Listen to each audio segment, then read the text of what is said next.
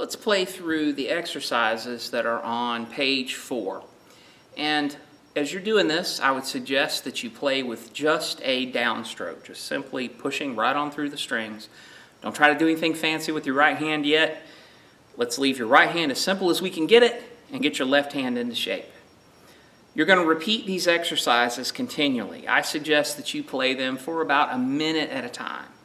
Let your hand get used to making the changes. Take breaks when you need to. Again, when your fingertips get sore, stop. Take a break. It's fine. It'll be here. You can come back to it. I promise. At least if my permission counts for anything. When you practice, use your metronome. Get a metronome app, or some people have an actual metronome. Your goal is to get it kind of between 65 to 70 beats a minute.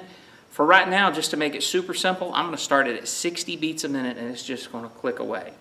Now, what's your goal? Is your goal to just be able to strum with your right hand? Listen, anybody can do that. Your goal is to transition smoothly between the chords. So what you're focusing on is making the change. Now, let me teach you something that's super, super critical in music. Your brain only has so much processing power. That's just the truth. Multitasking can kind of be done, but for the most part, what we think of as multitasking is really a myth. We all multitask to some extent. You've seen me talk while playing, but it requires a certain amount of brain power to do more than one thing at a time. And what you focus on is going to determine your result.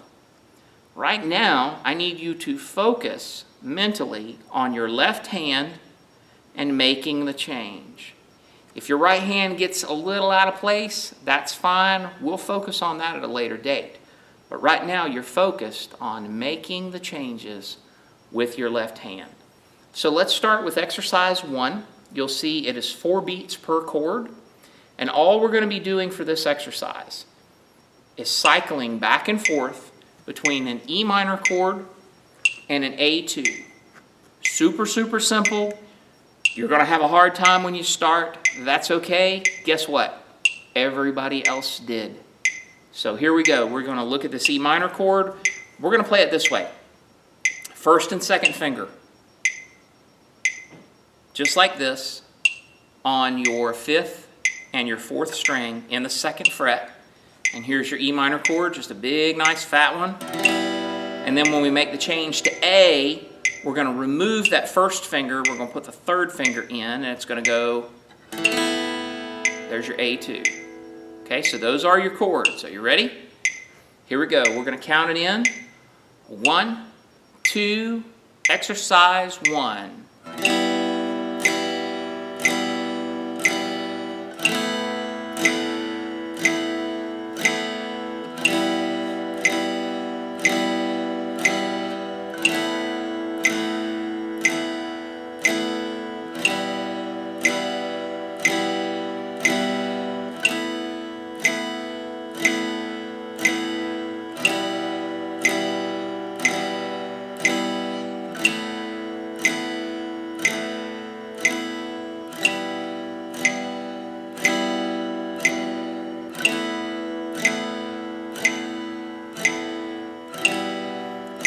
Notice I'm taking my time on my strum.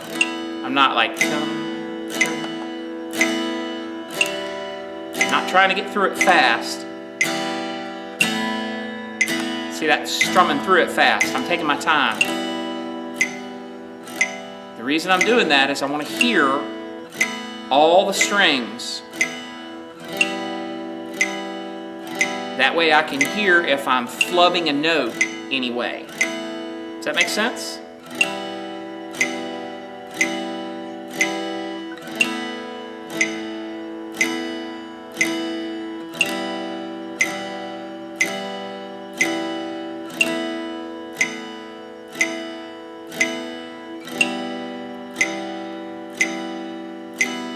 There's your A2. We're going to end on E minor. Ready? End it.